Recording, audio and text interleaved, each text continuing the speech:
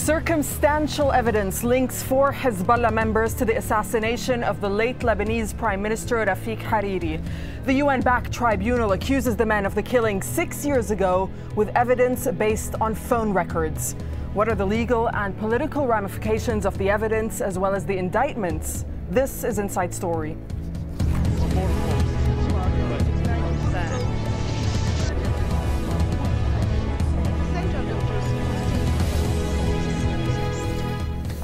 Welcome to the program. I'm Darine Abu Gaida. It was a killing that changed the political landscape of Lebanon, and now, 6 years on, a UN-backed tribunal has accused 4 Hezbollah members of the assassination of the former Prime Minister Rafiq Hariri, as well as 21 other people. Well, the March 14th opposition have demanded Hezbollah hand over the men, but Hezbollah leader Hassan Nasrallah remains defiant, saying all evidence is circumstantial. Scott Heidler explains. There's no smoking gun in the indictment released Wednesday by the Special Tribunal for Lebanon. But prosecutors are confident they have the evidence that squarely implicates 4 members of Hezbollah in the murder of former Prime Minister Rafiq Hariri. According to the indictment, 20,000 documents of evidence, including a huge amount of mobile phone records, connect the men to the massive truck bomb in February 2005 that killed Hariri and 21 others. This is the first tribunal, the first international tribunal that will indict, or is indicting now, since the indictment is now public, persons on terrorism charges. The opposition March 14th coalition called the release of the indictment a victory. The coalition, headed by Hariri's son Saad, urged Hezbollah to turn over the suspects. It's very important to find those people and to apprehend them. And it's important that the Lebanese government cooperates with the International Tribunal and with the international community. Otherwise, it will be accused of being accessory to murder. To murder and not cooperating with international justice. Hezbollah holds the largest bloc in parliament. Hezbollah has denied any involvement in the bombing. Leader Hassan Nasrallah Wednesday night took to the airwaves in a live speech where he responded to the release of the indictment. He dismissed the evidence as unscientific. When you read the text released by the tribunal, you will not find any substantial evidence. Not a single piece of direct evidence is included. The only thing the tribunal relies on is on the mobile phone records, and even that is circumstantial. Nasrallah accuses enemies of being behind the tribunal indictment, claiming they were attempting to stoke sectarian strife in Lebanon. Saad Hariri issued a statement after Nasrallah's speech, reaffirmed his confidence in the indictment, as well as a call to all political groups to stop the infighting and work toward justice. Already on edge over unrest in neighboring Syria, Lebanon can ill afford increased tension within its borders. Scott Heidler, Al Jazeera, Beirut. Let's take all of this on and bring in our guests, all joining us from Beirut today. We have Charles Shartouni. He's a professor of sociology and politics at the Lebanese University. Ilyas Hanna is also with us. He's a security and defense analyst. And we also have Naim Salem as well. He's a professor of international affairs and diplomacy at Notre Dame University. Gentlemen, thank you very much for joining us on this edition of Inside Story. Naim Salem, over to you first. This evidence is being described as circumstantial, that was made public because of the indictment. How concrete or solid can circumstantial evidence be in a case such as this one?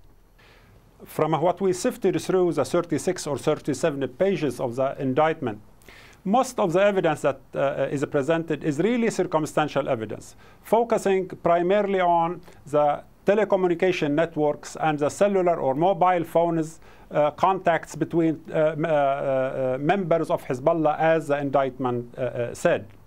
If that is the core or the basis, and it is to remain so, that will not amount to much in a legal process that is fair and transparent in this prosecution process.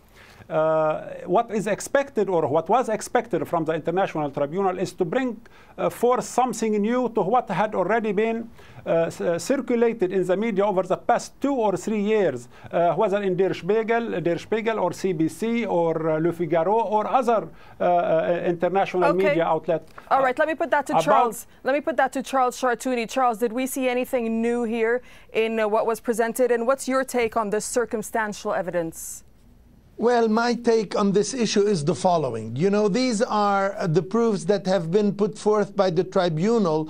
So let, you know, the legal course take, you know, place, and from there, you know, we can judge how founded or unfounded are, you know, the evidences that were presented by the court. Which means, you know, nobody is entitled at this stage, you know, to make any pronouncement, any final judgment, you know, on this issue, unless we go into court and then we start, you know, the due trial, so that we can discern how well founded are the arguments and the evidence and the documents that have been put forth by the court.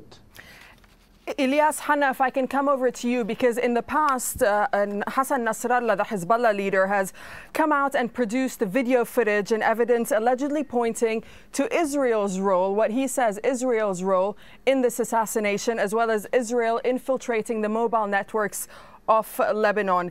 Did the Special Tribunal for Lebanon investigate and look at these claims by Hezbollah? I don't think so, because the STL asked for this evidence to be delivered to the STL.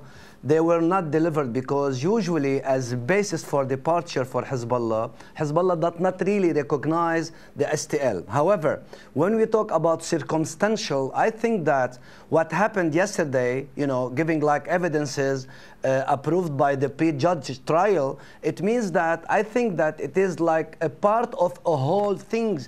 It is in the process. So the STL, I think now, after nominating like 2 months ago 4 people from Hezbollah as, you know, responsible for assassination of former President Rafiq al-Hariri, today we are going within the process of delivering, revealing some facts. However, so far, they are circumstantial in a way. It's not a solid base, but we, as you know, we analyze things that we don't know yet. However, we have to wait and see a little bit in the future what's going to happen, because I think that they won't, the STL won't go into something highly important, highly, you know, solid, into accusing people, delivering these evidences, and not having really a good case after approved by the pre-judge trial, Francine.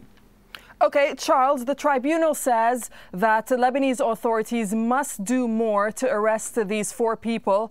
And is the heat now turned on Hezbollah? Well, I think, you know, this issue is going to be very divisive, especially that the government is a government sponsored by Hezbollah, mentored by Hezbollah. And, you know, the policy of this government is very much, you know, tied to the priorities of Hezbollah. So anyhow, we're going to be in a divisive issue. It's going to be instrumentalized by the opposition to a very large extent. It's going to be a bone for contention in the country. But anyhow, the government will have to respond, you know, to the international tribunal, unless Lebanon wants to accept himself, you know, from international institutions. But this is something very counterproductive. This is something very counterproductive because Lebanon has to respond to a tribunal that has been mandated by the United Nations Security Council, and therefore we have to abide by whatever stipulations are mandated by, you know, this international court. And of course, we must stress, Charles, that divisive. And Charles, just to stress that Hezbollah has come out and said that they won't hand over these men. But I just want you gentlemen to listen to what the Prime Minister Najib Mikati has been saying about the tribunal. Just listen to this for a second. As a government, we are committed to international resolutions, especially in the superiority of the Special Tribunal in Lebanon, which has published the decision of the indictment regarding the assassination of Rafiq Hariri. We call for these developments to be dealt with in a responsible manner for the country, and we hope that the international investigation will be truthful and just, while maintaining the stability and safety of Lebanon and its unity. Okay, so that's Najib Mikati there. Naeem Salem, over to you. Seeing as Hezbollah makes up a large part of the Lebanese government and Hezbollah discredits this tribunal, which is nothing new, how does Najib Mikati balance this? Well, Hezbollah first does not make a large part of the Lebanese government. It has only 2 ministers in the government, but it has certain strong influence in the government. Yes, it has sway in the... Regarding the statement by the Prime Minister Najib Mikati, the Prime Minister's statement is basically a statement that reflects the official position of Lebanon, which is the following. The Lebanese government is willing and ready to cooperate with the International Tribunal in all means and ways possible. When it comes down to arresting those indictees or those who are accused by the International Tribunal, the Lebanese government does not have the wherewithal or the means to arrest them. And everyone knows that here in Lebanon, and I think in the International Tribunal quarters. So if the International Tribunal is to rely on the Lebanese government to catch those individuals and bring them or hand them to the tribunal, that will not to be. This is clearly so, and everyone here in Lebanon believes that. So the point or what the International Tribunal seeks to do is to corner Hezbollah, to contain Hezbollah, and to put more and more pressure on Hezbollah so that when the day comes to attack Hezbollah from Israel or from other quarters, or to take on directly Hezbollah militarily, that will, this International Tribunal will have facilitated the way for that objective. Ilyas, do you agree there with what Naim is saying in terms of putting more pressure on Hezbollah? I'm not going to reply to Professor Naim, but you know, we have to understand the composition, the structure of this government. You have three blocks in this government. The block of the president, that he has to go by the law, by the international law, and respect the constitution and whatever, and you name it. The second part, so the second block, is this block of the Prime Minister Mikati. So he has to go and say, we respect the international resolution and so on and so on. Because why? Because he represents the legitimacy of the Lebanese government. And then you have the biggest block, which is 18 ministers in this cabinet will say no, including General Michel Aoun and Hezbollah. So this problem is creating two tracks. So one track is saying we will follow and abide, we will abide by the international law, respecting the resolution, and the other side will say no. So between what the STL wants from Lebanon and the realities in Lebanon, I think there is a big gap. So nobody is able so far, I think, to impose on Hezbollah something he doesn't agree on. So I think that it will create for the future a lot of pressure and internal strife in Lebanon because of this issue. It is a critical issue, and I think it is an existential issue for Lebanon for the coming days. Charles, what do you make of all of this? What's your take on it?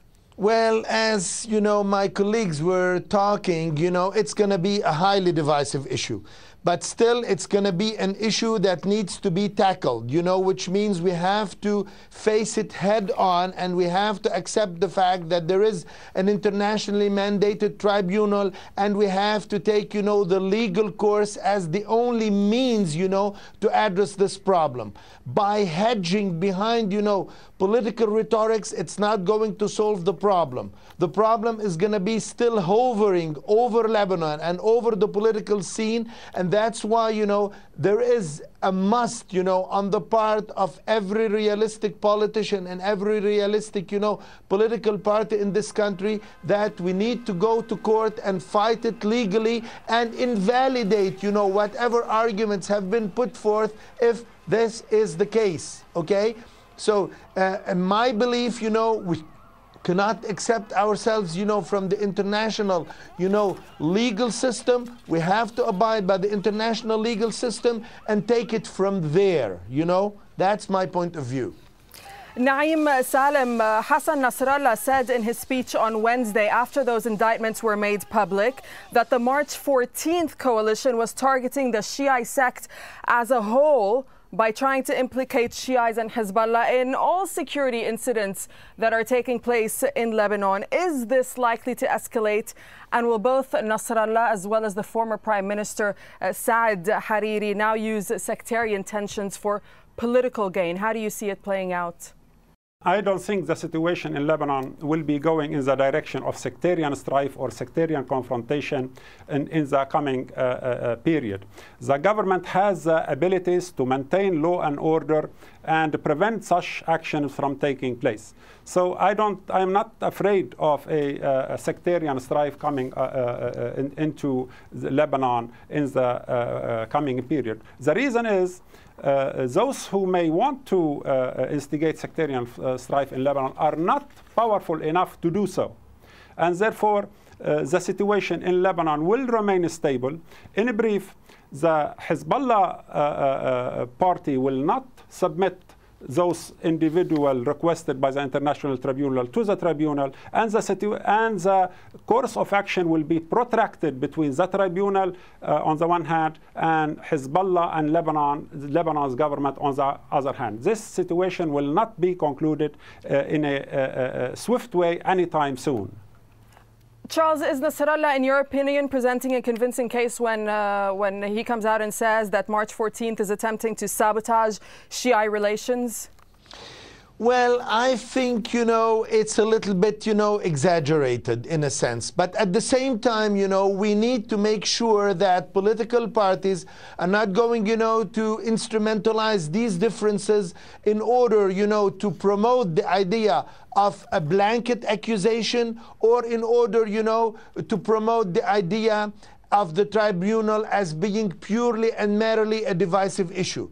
The tribunal was created initially in order to address the problem of a string of political assassination, which started with the attempt on the life of Marwan Hamadi, and then, with the victimization of Rafiq Hariri and his bodyguards, and whatever, civilians, were victimized during, this attack. So this tribunal has come to address, a true political problem, a string of political assassination, and it has become the epitome and the symbol of a series of political assassination that have taken place, in this country from the very beginning of the protracted, civil and international and regional wars but here's that the have thing, taken Charles. place in our country. Here's the thing, Charles. I'd like to ask you this, and then I'd like to ask Ilyas Hanna the same question. Will the tribunal, the STL, go after and be able to convict those who actually ordered the assassination of the former Prime Minister Rafiq al-Hariri, or are we simply seeing them going after those who are accused of actually carrying it out? Because there is a difference.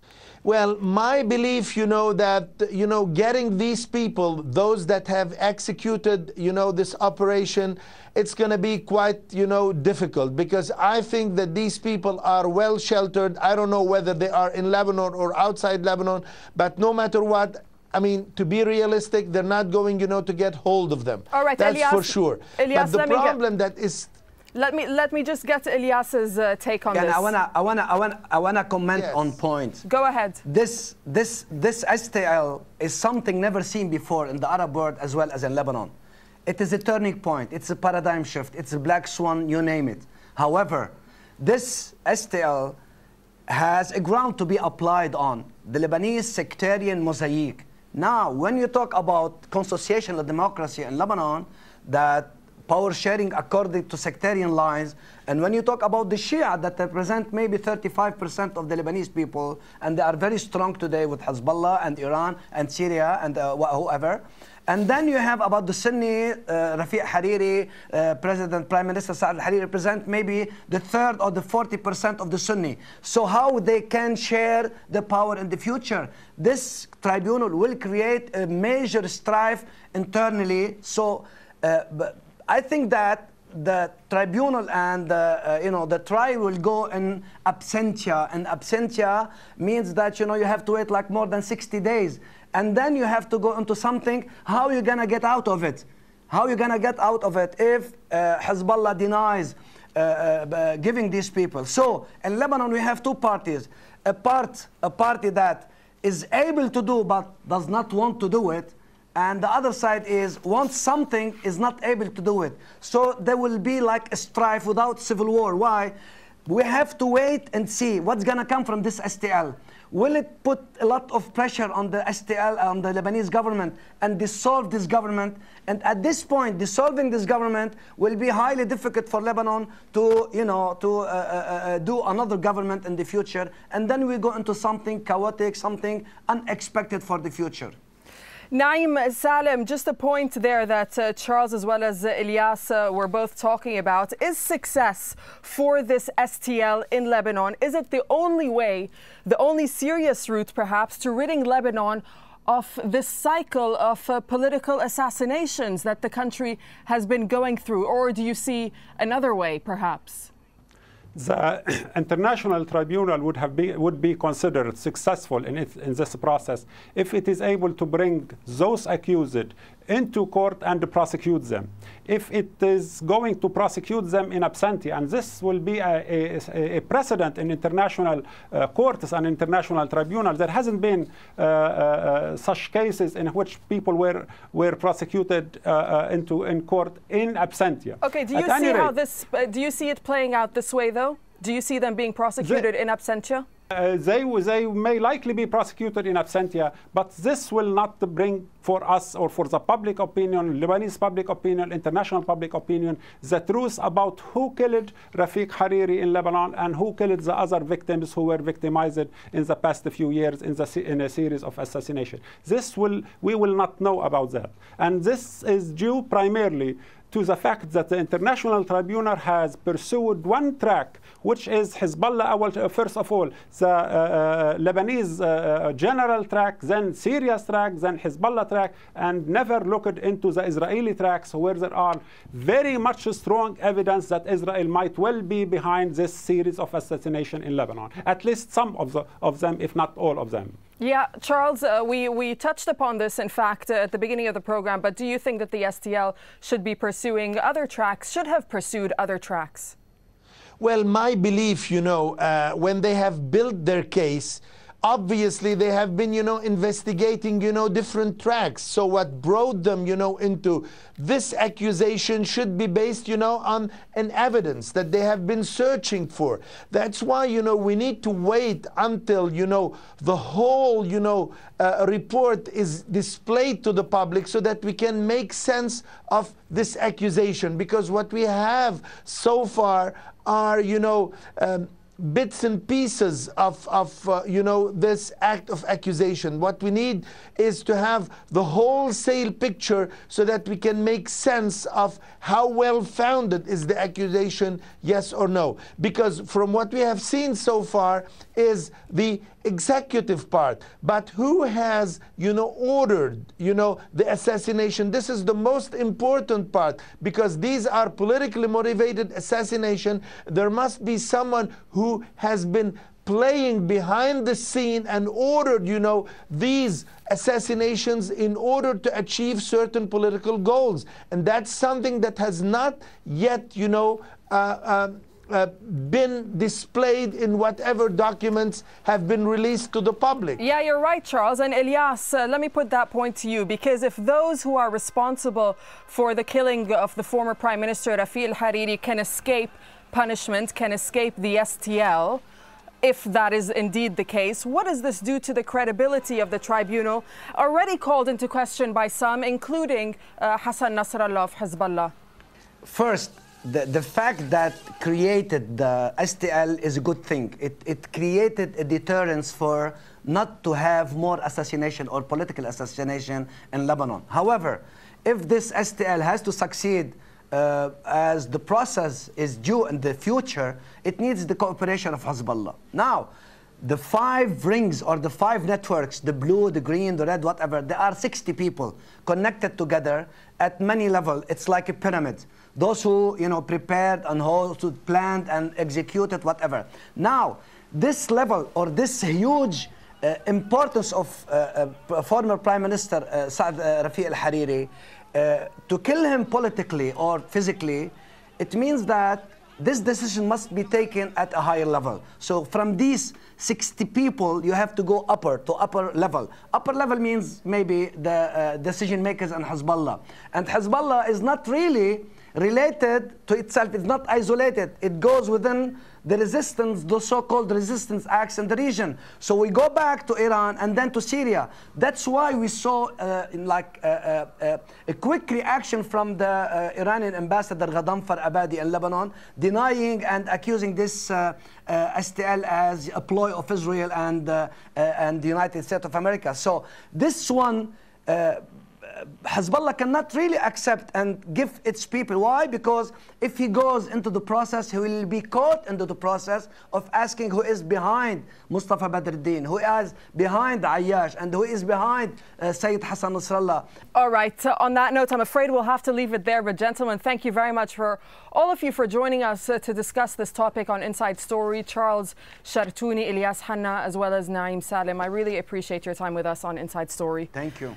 And we thank our viewers and you for watching this edition, and we always welcome your comments and your suggestions. Anything you'd like to see or tell us, you can email them to us at insidestory@aljazeera.net. Goodbye for now.